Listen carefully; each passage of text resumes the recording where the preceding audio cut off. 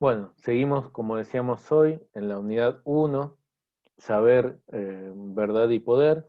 Esto lo remarco una y otra vez, porque ustedes están empezando el recorrido en la facultad, en un ámbito universitario. Seguramente hay quienes ya vienen de otras carreras, quienes tienen más experiencia, quienes tienen más recorrido, pero en la mayoría de los casos son sus primeros pasos en un estudio universitario, en una formación universitaria. Entonces trato de dar algunas indicaciones que pueden ser útiles a la hora de abordar el estudio. Primero, siempre saber eh, de qué trata la materia, ¿no? Eso es clave. Ustedes, si no lo saben, empiecen a tratar de saberlo, métanse en el programa, métanse en la web de la materia para tratar de entender de qué trata la materia. Y después empezar a saber de qué trata cada una de las unidades que vamos desarrollando en esta materia, que en este caso son solo 3 unidades, y por qué cada uno de esos autores está dentro de esa unidad, para dar seguramente elementos a la discusión sobre lo que se quiere plantear en esa unidad. Como decíamos en la última grabación que estuvimos con Lautaro, en la web van a encontrar que la unidad se llama Ciencia, Verdad y Poder, pero yo prefiero, en este caso, eh, caratularla como saber, verdad y poder, que el saber abarca más que el saber científico, ¿no es cierto? Y justamente de eso queremos discutir entre los textos del teórico y los textos del práctico. En este caso vamos a ver el texto de Anthony Giddens, La teoría sociológica. Es un texto muy estructurado, es un texto que no tiene un carácter tan filosófico como otros textos que hemos visto y que vamos a ver, no tiene un carácter tan complejo y puede ser que para algunos sea más fácil el acceder al ser tan estructurado y para otros sea un poco más eh, tedioso, por usar un término, al ser también justamente tan estructurado. Giddens en este texto nos va a plantear dos cuestiones, que dentro de las ciencias sociales hay 4 grandes enfoques y 4 grandes dilemas. Y nosotros ahora, en esta clase, lo que vamos a tratar es de señalar cuáles son estos 4 grandes enfoques y estos 4 grandes dilemas que plantea Giddens en su texto. Como decía, Giddens empieza por los enfoques que hay dentro de las ciencias sociales, que quiere decir justamente que no hay una verdad dentro de las ciencias sociales, que la verdad también está en discusión dentro de las ciencias sociales. Lo hablábamos con Lautaro recién, él me remarcaba que, más que en cualquier otro lado, la verdad está en discusión dentro, dentro de las ciencias sociales, porque justamente reconoce que los saberes son discutibles, son que no hay un saber universal, que no hay un saber como el que se quiso instalar, ese saber europeo, centralizado hacia todo el mundo, sino que hay un saber, si bien igual estas corrientes en la mayoría de los casos vienen del pensamiento europeo, pero que incluso ahí mismo está en discusión cuál es el saber y cuáles son las formas en que se tiene que abordar el análisis de las sociedades. Estos cuatro enfoques que señala Giddens son el funcionalismo, el estructuralismo, el interaccionismo simbólico y el marxismo. Bueno, para aclarar un poco qué son los enfoques teóricos, son marcos conceptuales que se utilizan para analizar y entender las sociedades y su funcionamiento. En este caso, ¿no es cierto? Estamos hablando de enfoques teóricos dentro de la sociología. Entonces, son marcos conceptuales. ¿Qué es un marco conceptual? Es como un parámetro dentro del cual uno se para analizar la sociedad. Elementos que uno va a ver de la sociedad sobre otros, que los va a destacar, que al abordar un análisis de la sociedad va a decir, bueno, voy a enfocarme en ver esto de la sociedad.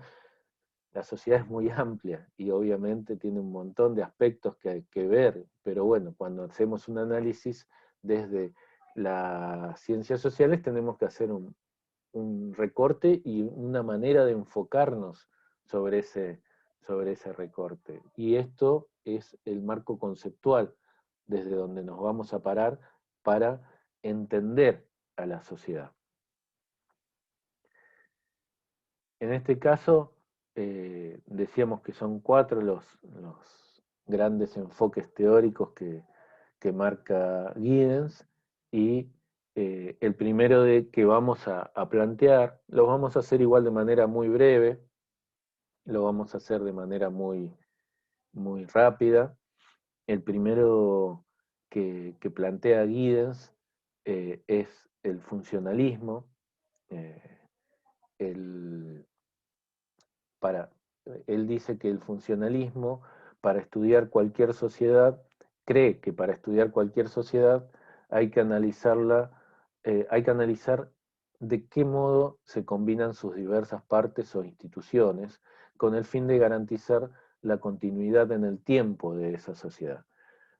Con instituciones, Giddens se refiere a la familia, a la escuela, a la iglesia, etcétera. Digamos, pero sobre todo, digamos, tener en cuenta que con instituciones también se refiere por ejemplo, a la familia, ¿no es cierto? La familia es una institución. Y los principales referentes de esta corriente son Parson, Comte y Durkheim. Bueno, hemos perdido el contacto con Lautaro, espero que se pueda sumar en breve para seguir con esta clase. Seguramente tuvo algún problema con la conexión. Eh, Decíamos, otro de los enfoques que hay en las ciencias sociales es el estructuralismo. Otro de los enfoques que señala Giddens.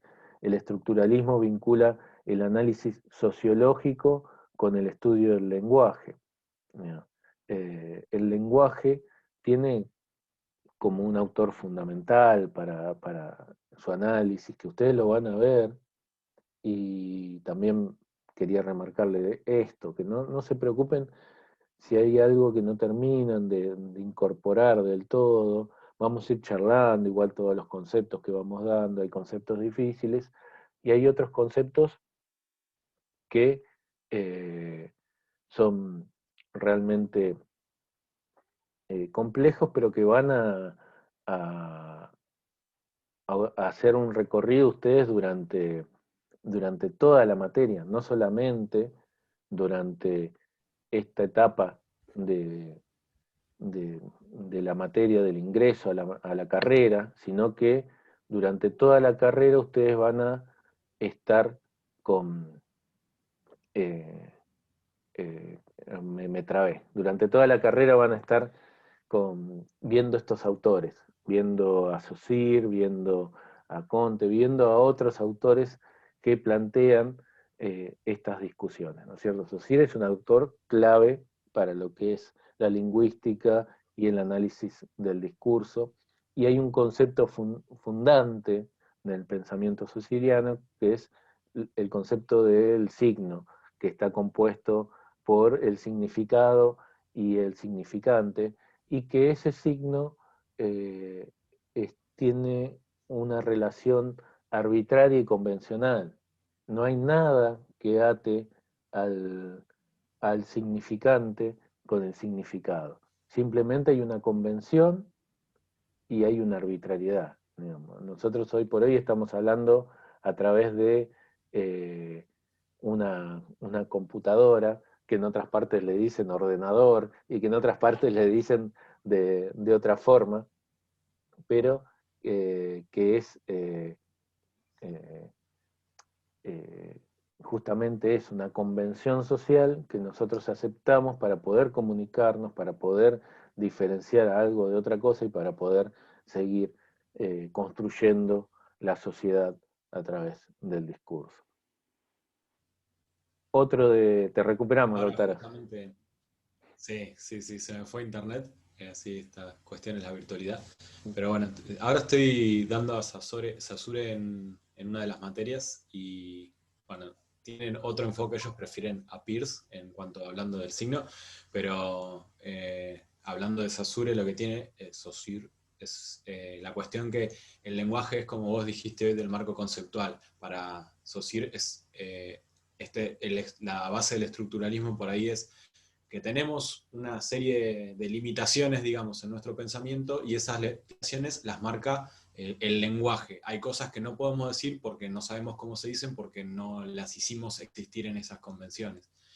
Por ahí, Sí. ejemplificando un poco, que A mí un ejemplo que me acuerdo que señalaban algunos profesores en su momento es que, por ejemplo, los esquimales tienen 8 formas distintas de nombrar a la nieve y nosotros tenemos una sola. Nosotros, y como tenemos una sola, cuando vemos nieve, vemos una nieve. Ya sea que está en una instancia o en otra, es nieve para nosotros. Ellos, que tienen 8 formas de nombrar a la nieve, pueden percibir, por decirlo, 8 nieves distintas, depende su situación y su característica. Eh, entonces eso también nos da un marco de posibilidades para comunicarnos, para pensar el mundo y para actuar sobre él. Otro de los grandes enfoques que señala Giddens es el interaccionismo simbólico, donde uno de los grandes referentes es Mead, y él sostiene que es el lenguaje lo que nos hace seres autoconscientes, es decir, conocedores de nuestra propia individualidad. Un símbolo es algo que representa a otra cosa. Para mí, una vez que dominamos dicho concepto, podemos pensar, por ejemplo, en un árbol incluso sin verlo. Hemos aprendido a pensar en el objeto de un modo simbólico. Uno nos dicen que chocaron con un árbol y nosotros nos podemos imaginar el árbol aunque no hayamos visto ni el choque ni el árbol, porque tenemos incorporado ese, ese símbolo, aunque no lo hayamos visto.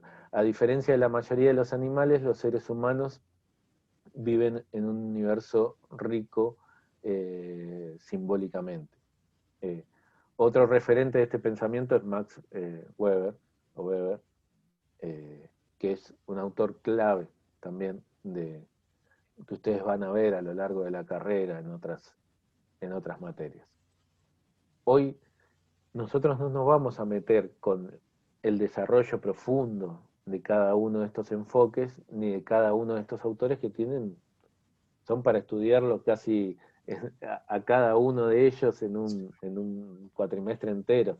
Eh, pero lo que vamos a hacer es simplemente un repaso general de estos enfoques y de los dilemas que plantea Giddens, para entender también qué discusiones hay hoy en las ciencias sociales, por dónde pasan esas discusiones a la hora de abordar un objeto de estudio. Son conceptos, y con esto también quiero remarcar que no se preocupen, eh, marco teórico, concepto, objeto de estudio, conceptos profundos que dan estos autores, incluso son términos con los que ustedes se van a ir acostumbrando con el correr de la carrera. Eh, Hay quienes ya los tendrán incorporados y otros que los irán incorporando de a poco. No quiero que nadie se asuste y piense que le están hablando en chino o en un idioma que no manejan y quieran salir corriendo de la materia. Es importante saber eso. Yo siempre lo digo, como está bien que es autorreferencial, pero me parece válido. Cuando yo empecé a estudiar periodismo, yo venía de un colegio industrial, me había recibido de técnico electricista y había estudiado un año ingeniería en sistemas de información. Cuando, cuando empecé a estudiar periodismo era otro lenguaje y parecía que me estaban hablando en un idioma que yo desconocía y pensé que jamás iba a entender lo que estaban tratando de explicarme los profesores. Eh, Nos vamos acostumbrando a ello, vamos incorporando términos, vamos entendiéndolos en su contexto y después los usamos con más naturalidad. No hay que preocuparse si en lo inmediato hay conceptos que no les terminan de, de cerrar o que no terminan de apropiarse. Marxismo es el cuarto enfoque, el cuarto gran enfoque que va a señalar Giddens. Y esto también es fundamental y lo van a ver a lo largo de la carrera y lo vamos a ver en las siguientes clases, ¿no es cierto? Hoy simplemente lo vamos a mencionar al marxismo, pero después nos vamos a meter en el desarrollo del pensamiento marxista. El pensamiento marxista, para los que no lo saben, digamos, en 1800, Carlos Marx desarrolla todo una forma de entender el mundo desde la filosofía, desde la economía, desde la política, desde la sociología. Entonces, todo ese gran arco de análisis de las sociedades desde distintos puntos, se lo conoce como marxismo, digamos, es el pensamiento marxista. Hay partidos políticos marxistas, pero también es una forma de estudio y de análisis de la sociedad desde la sociología, es una forma de estudio y análisis de la economía, es una forma de pensamiento filosófico, digamos, es muy amplio y lo vamos a trabajar una parte, y también el pensamiento marxista da para seminarios y seminarios, porque es amplio y desarrollado, y después se siguió profundizando con eh, otros autores que tomaron a Marx y lo profundizaron con distintos enfoques. Nosotros lo que queremos señalar hoy que este pensamiento se basa en lo que se conoce como el materialismo histórico y plantea que los sujetos van a estar condicionados por el lugar que ocupan en las relaciones de producción. Marx analiza la sociedad de su época, que es una sociedad donde recién se estaba consolidando el capitalismo, y analiza esa sociedad capitalista, ¿no es cierto?, como europea, alemana, de 1800, del siglo XIX.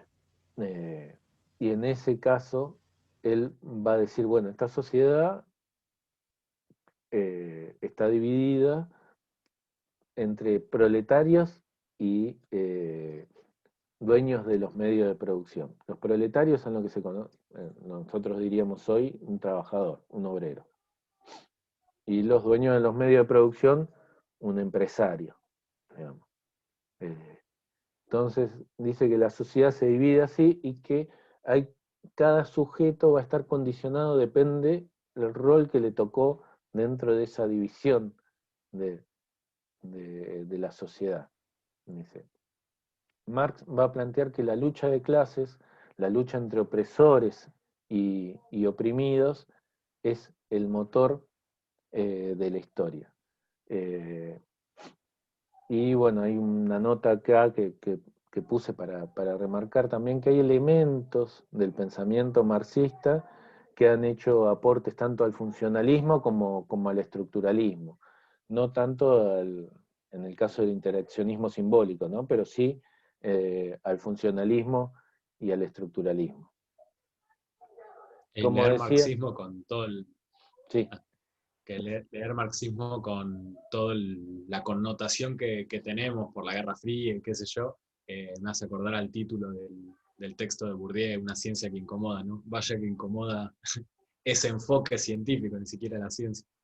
Totalmente, totalmente. Bueno, en algún momento había alguna universidad privada que desde un lugar cerrado intentaba que los profesores de sociología no den marxismo en sus facultades. Y es una barbaridad, porque no se trata de solo un pensamiento político, se trata de una de las corrientes más importantes de análisis de la sociedad que existe en la actualidad. Uno después puede compartir o no, pero tiene que conocerla, tiene que saber que esa corriente existe. Es como negar el liberalismo o negar cualquier otra corriente filosófica.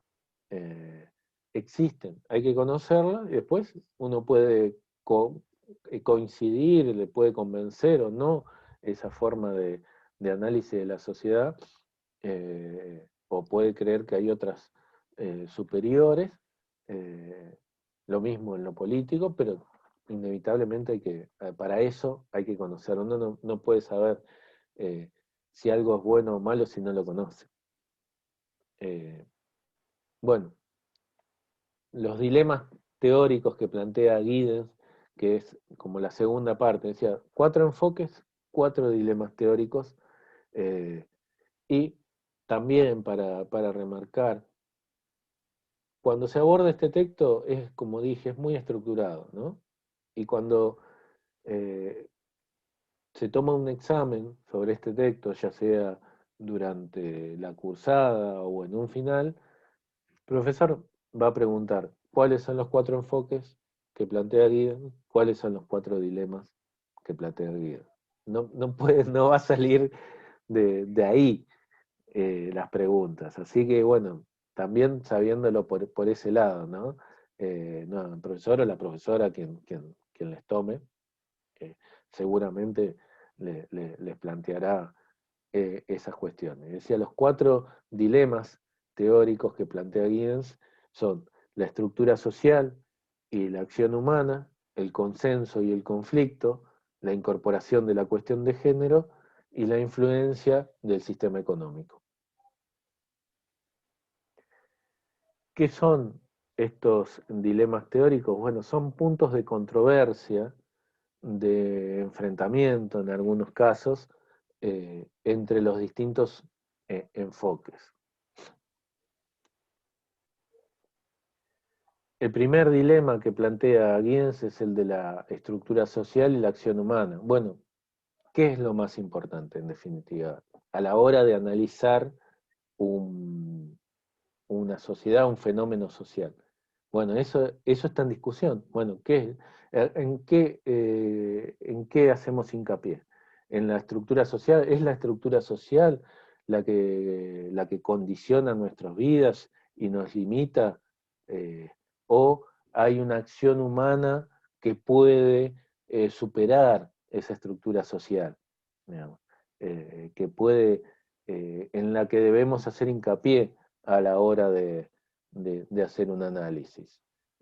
Acá hay un texto que yo puse de Sartre, que me parece que justamente, desde mi punto de vista, es lo, lo que resume un poco esta discusión, que dice, el hombre es lo que hace con lo que hicieron de él. O sea, eh, hay un margen de acción propia del sujeto, pero esa acción propia no deja de estar condicionada dentro de un contexto de posibilidades.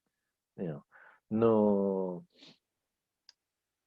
no se puede analizar una acción social fuera del contexto de posibilidades de los actores que estuvieron involucrados en esa acción social.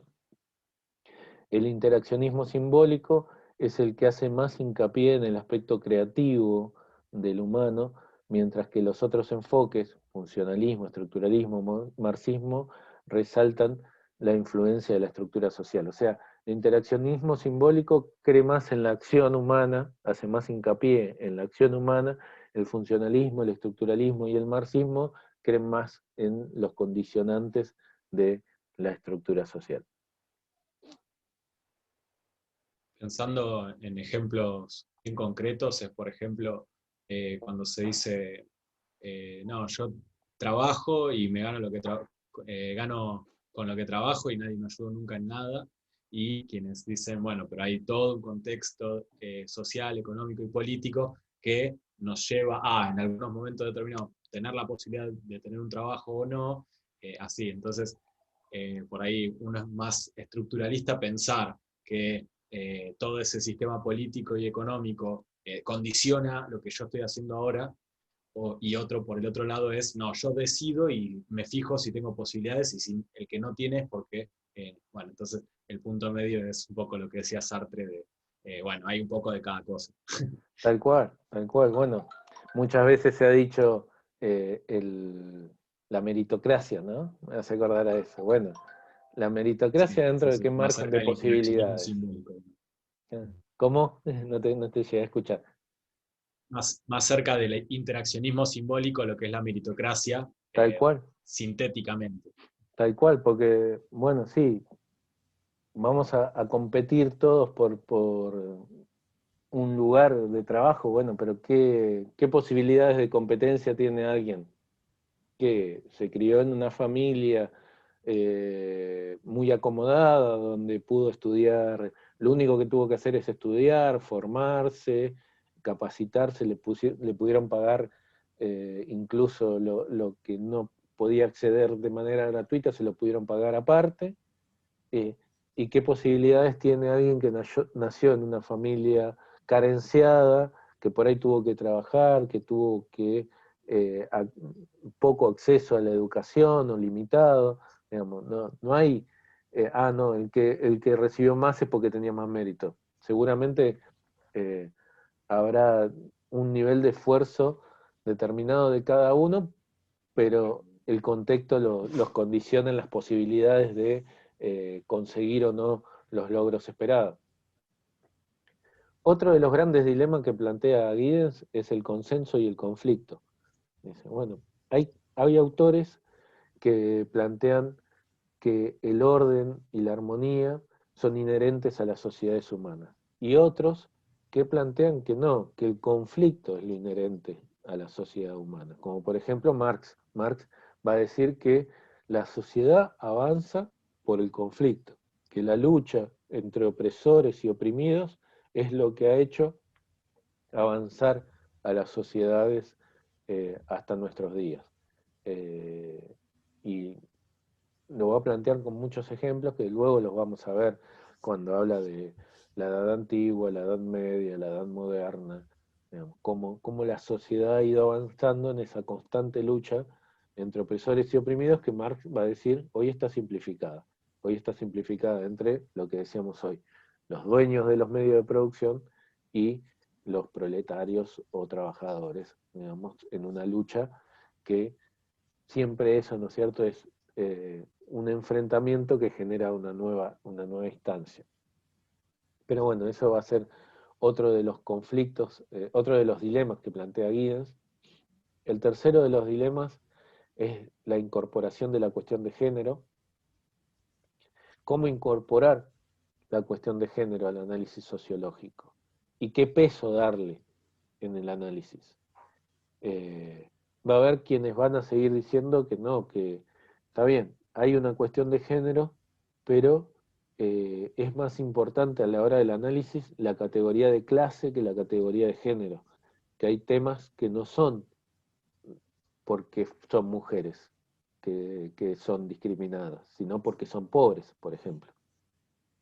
Eh, entonces, hay toda una discusión sobre qué rol y qué lugar darle a la discusión de género dentro de la investigación en las ciencias sociales. Y ahí eh, ponía también una cita de Boaventura de Sousa Santos que dice: la ciencia fue siempre patriarcal, ¿no es cierto? Y siempre ha negado el rol de la mujer dentro de la ciencia y dentro de las investigaciones científicas, ¿no es cierto? Como investigadora, así como objeto de estudio, digamos. Eh, entonces, se niega el rol patriarcal a la hora de hacer una investigación, y se niega también como consecuencia la discriminación que sufre la mujer. Pero igual, también, como decía, está esta otra discusión, bueno, ¿y en qué se hace hincapié a la hora de hacer una investigación? ¿En el rol de género, en la categoría de género o en la categoría de clase, por decirlo de alguna manera?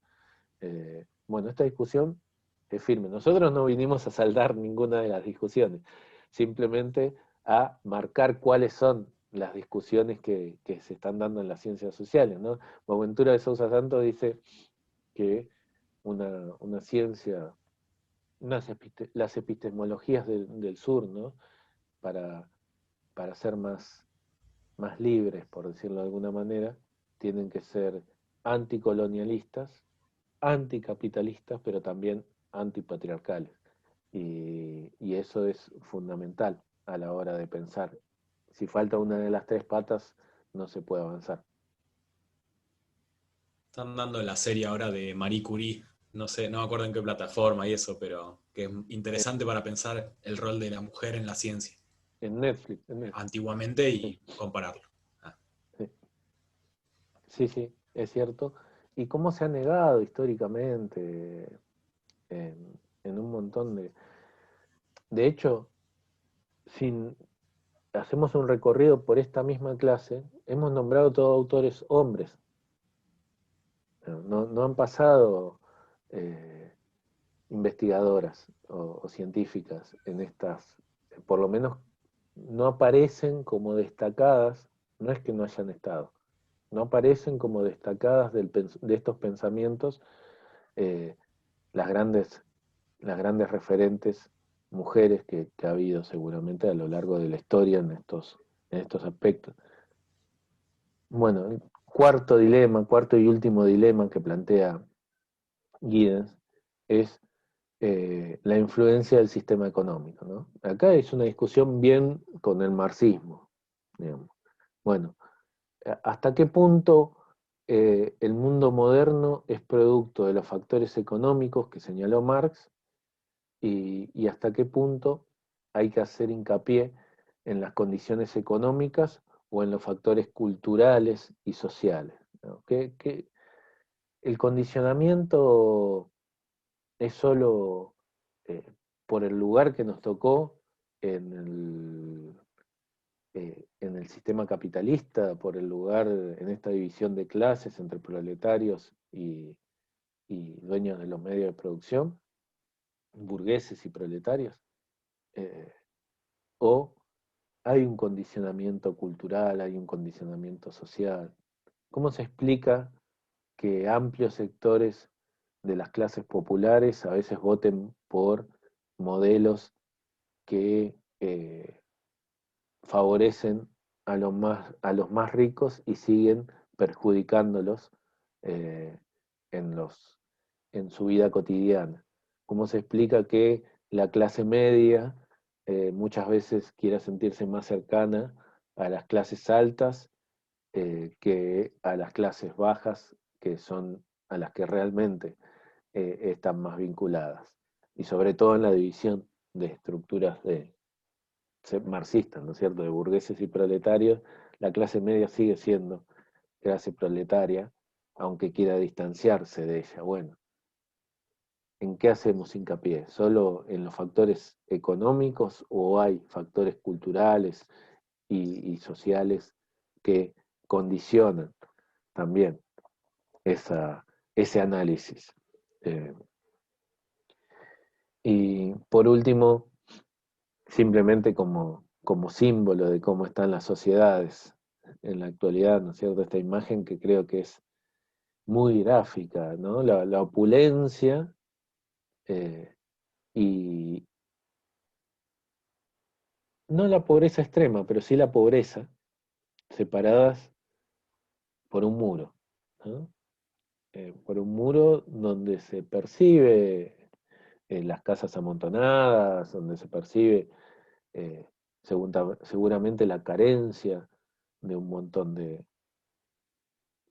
derechos mínimos, y del otro lado la opulencia total, con balcones, casi con su pileta propia, con canchas de tenis, con, bueno, esta división social que se ve tan clara y tan gráfica en esta imagen, está en las sociedades todo el tiempo y necesitamos reconocerlas para analizarla y encontrar cuál es el mejor enfoque.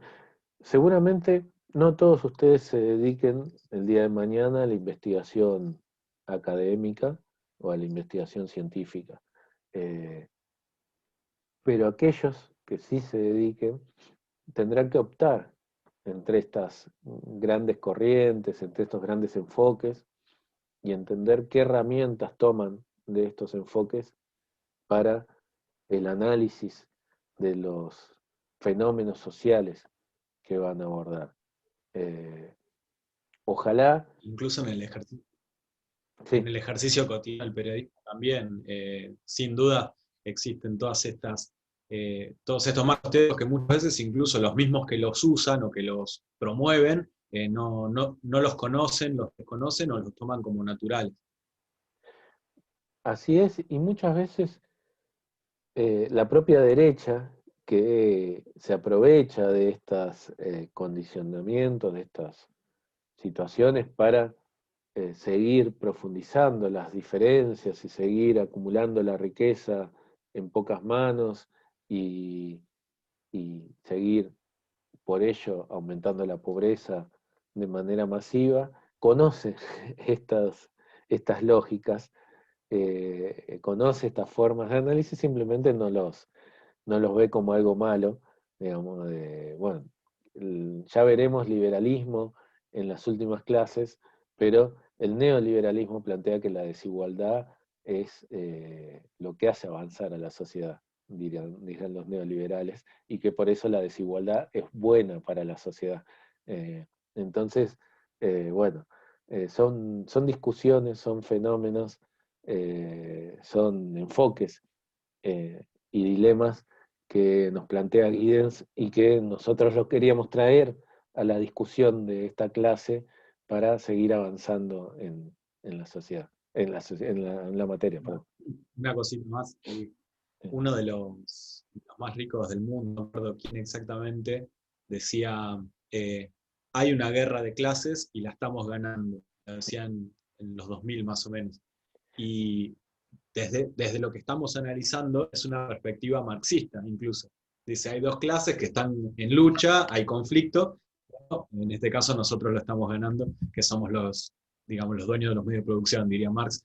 Digo, cómo se van cruzando y cómo ellos conocen realmente estas teorías, más allá de que después las deslegitimen.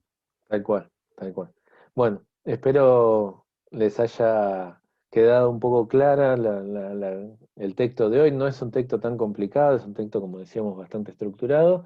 Y bueno, esperemos le sirva para esta clase para entenderlo. La próxima clase ya haremos ese zoom para poder discutir los conceptos que no entendieron, tanto de estos autores como de otros. Así que bueno, hasta la próxima.